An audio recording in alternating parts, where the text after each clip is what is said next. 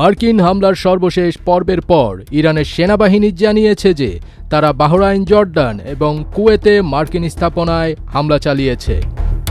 এদিকে আক্রান্ত দেশগুলোতে একাধিক সতর্কতামূলক সাইরেন বেজে উঠতে শোনা গেছে।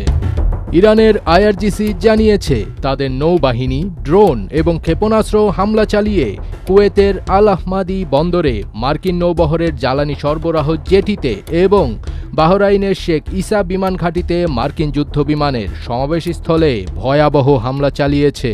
তাসনিম সংবাদ সংস্থার মতে গোষ্ঠীটি বাহরাইনে বাতেলকো নামে পরিচিত একটি মার্কিন গোয়েন্দা তথ্যকেন্দ্র ধ্বংস করারও দাবি করেছে।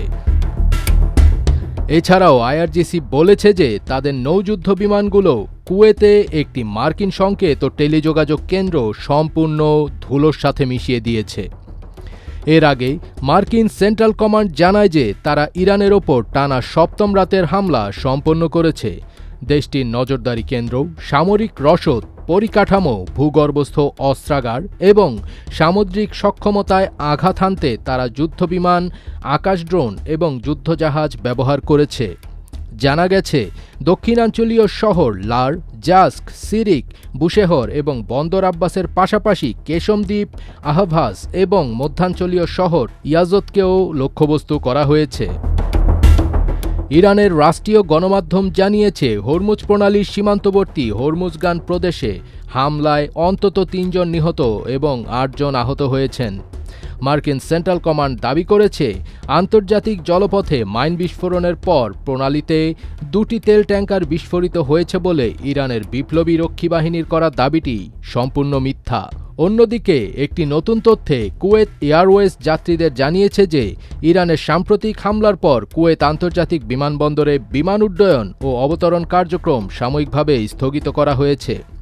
কুয়েতে আল জাজিরার এক সংবাদদাতা জানিয়েছেন ধেয়ে আসা ক্ষেপণাস্ত্র প্রতিহত করার প্রচেষ্টা অব্যাহত থাকায় চতুর্থবারের মতো আকাশপথে সাইরেন বাজতে শুরু করেছে।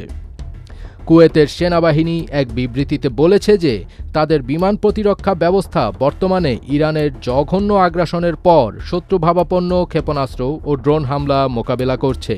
বিবৃতিতে উল্লেখ করা হয়েছে যে সেনাবাহিনীর জেনারেল স্টাফ লক্ষ্য করেছেন যে যদি বিস্ফোরণের শব্দ শোনা যায় তবে তা বিমান প্রতিরক্ষা ব্যবস্থা কর্তৃক শত্রুপক্ষের হামলা প্রতিহত করার ফল।